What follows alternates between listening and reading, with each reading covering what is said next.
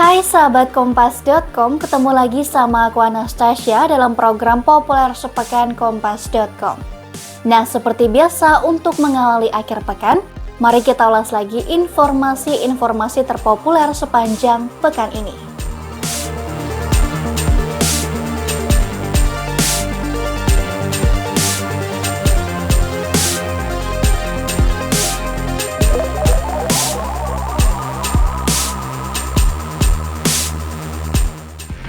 Populer sepekan kali ini kita awali dengan kasus dugaan pembunuhan berencana Brigadir Yosua.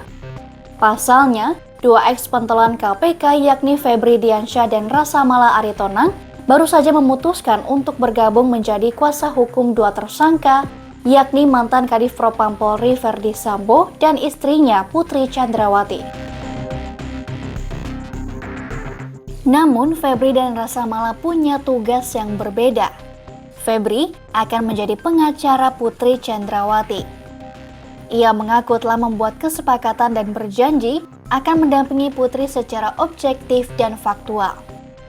Sementara Rasa Mala yang menjadi kuasa hukum Verdi Sambo beralasan bahwa Verdi Sambo merupakan WNI yang mempunyai hak sama di depan hukum.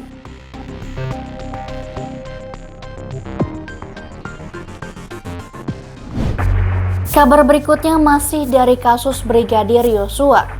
Kejaksaan Agung mengumumkan bahwa berkas perkara 5 tersangka termasuk Verdi Sambo sudah lengkap atau P21. Dengan demikian, kasus tersebut ditargetkan naik ke persidangan pada pekan depan. Kelengkapan berkas perkara yang dimaksud terkait dengan dua kasus. Kasus pertama mengenai perkara pembunuhan berencana terhadap Brigadir Yosua oleh 5 tersangka. Sedangkan dalam kasus kedua yakni obstruction of justice dengan menetapkan 7 orang sebagai tersangka.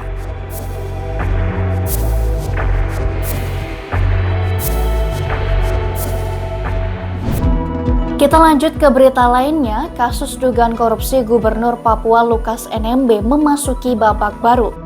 Lukas diduga menyalahgunakan izin berobat ke luar negeri untuk berjudi.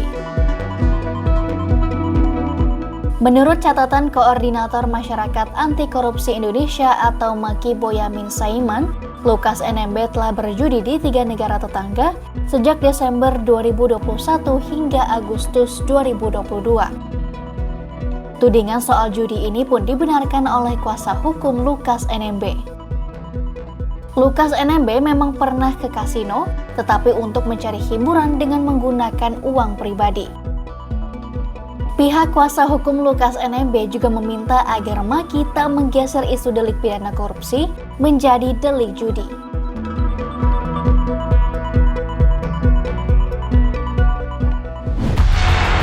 Berita yang juga menjadi sorotan adalah soal hasil referendum Rusia atas wilayah Ukraina.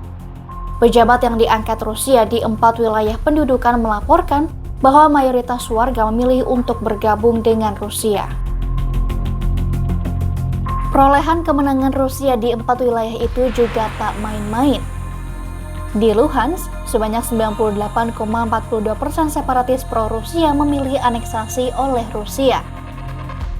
Di Donetsk, ada sekitar 99,23%, Zaporizhia 93,11%, sementara Kherson mencapai 87,05%. Namun begitu, klaim kemenangan Rusia lewat referendum itu ditentang oleh Ukraina.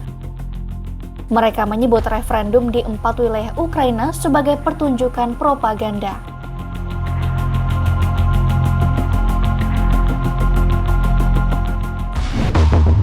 Inggris dilaporkan tengah mengalami krisis ekonomi di tengah isu banyaknya negara yang akan menghadapi resesi global tahun 2023. Salah satu dampak krisis ini terjadi di lingkungan pendidikan.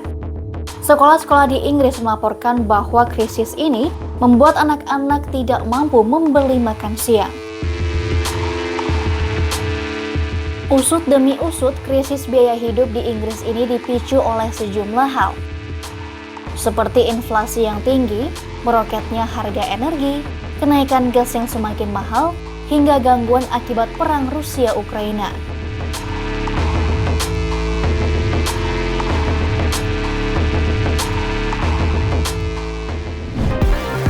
Demikian populer sepekan kali ini, simak terus informasi terupdate lainnya hanya di kompas.com. Jernih melihat dunia. Happy weekend!